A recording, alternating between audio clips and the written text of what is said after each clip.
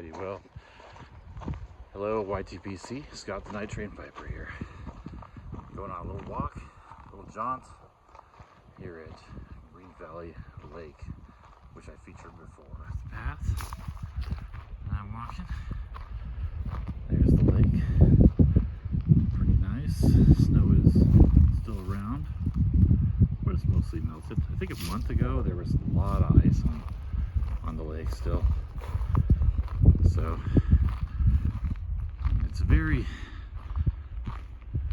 nice here. It's not really particularly cold. It's in the 50s Fahrenheit, of course. There's a couple of ducks, a couple of mallards there, and I kid you not, I just saw a bald eagle a second ago. It's right up in one of these tall trees here, and I was right underneath it.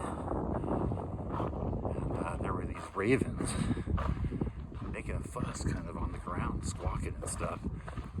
So I looked up, there's this eagle. It's probably from a pair that's sort of local. There's another reservoir about 10 miles from here, and there's a pair that nests there every year, and their nest failed this year. They laid 3 eggs and none of them hatched.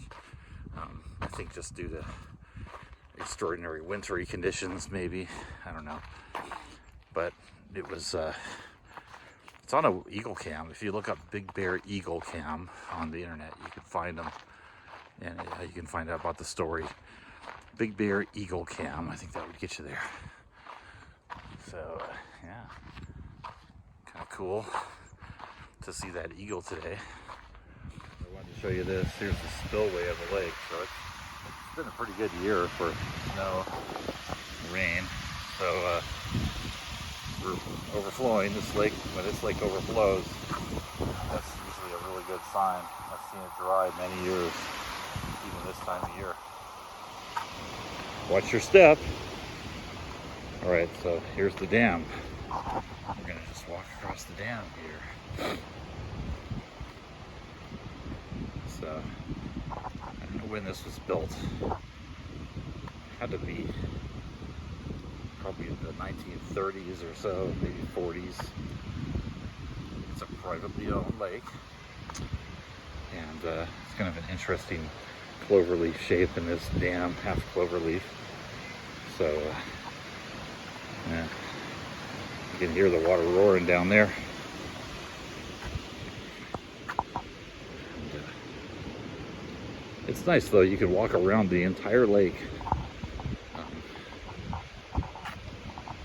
There's paths, even though it's a private lake. There's no problems. Most private lakes in California, to do this, you probably have to pay a pretty substantial, for me at least, fee to be able to have the privilege of just getting out there walking around it. So it's kind of rare to have a private lake like this that you can actually just pull up and access for free. And of course there's fishing here in this lake as well. So hence the eagle. We also get osprey here sometimes. So there's lots of fish in here. I've gone fishing here several times. All right, and we're just about to the end of the dam. Here we go, walking into the neighborhood.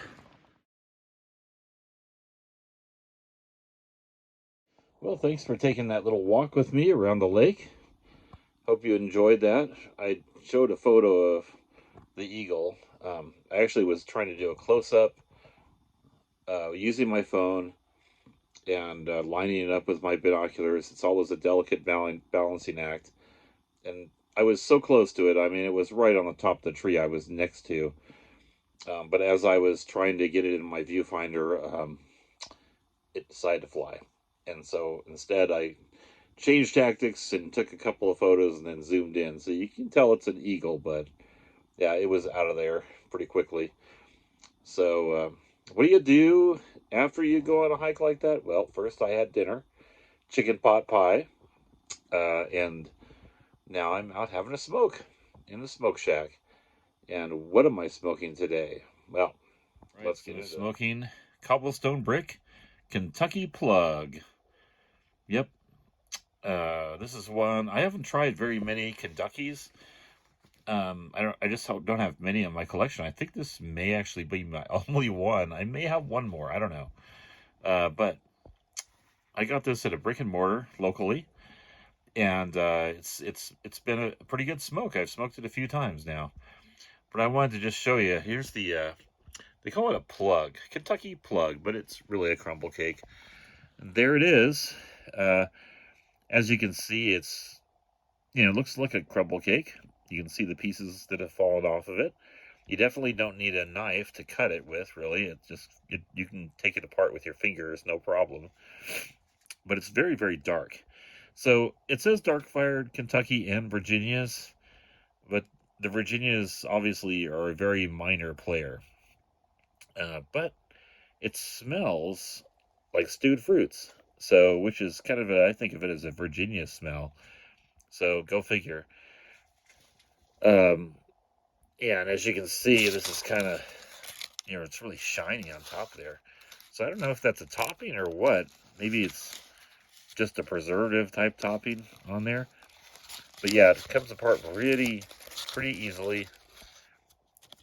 The ribbons are kind of stiff and wiry.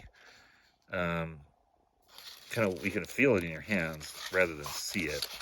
But it kind of makes it nice when packing a pipe because the way they're kind of bristly like that and wiry, and so they kind of automatically leave a bunch of air pockets when you pack your pipe. All right. I got it lit. Smoking some of this stuff. So it's pretty savory tasty. There's a little light sweetness from the Virginias. Really light, almost non-detectable. I wouldn't say it's necessarily a strong flavor, but it's a strong, to me, Nick hit. I've smoked about a quarter of the bowl here, and I definitely was smoking a little too fast, and I got a little nauseated with it. So this is another one where, for me at least, I got to go slow.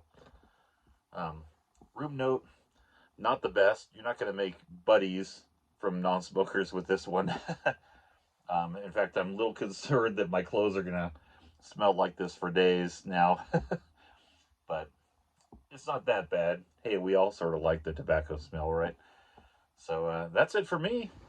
I hope you enjoyed my little jaunt again, and I wish you all happy smokes and a great week.